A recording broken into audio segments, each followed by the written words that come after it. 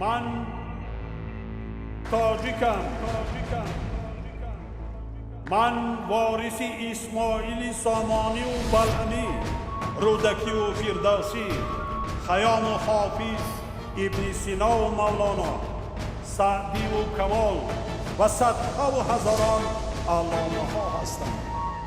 من هستی خود را، جان خود را برای این ملت، وطن و دولت می باشم.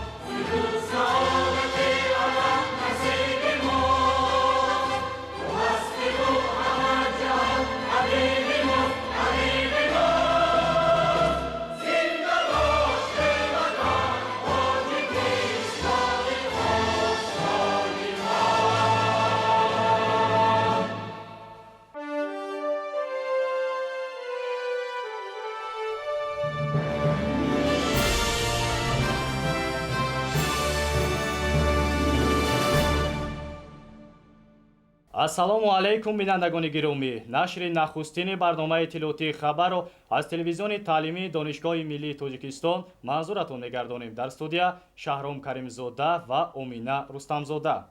имрӯз дар фазои тантанавӣ дар донишгоҳи миллии тоҷикистон бахшида ба таҷлили рӯзи ваҳдати миллӣ телевизиони таълимии донишгоҳи миллии тоҷикистон ифтитоҳ гардид.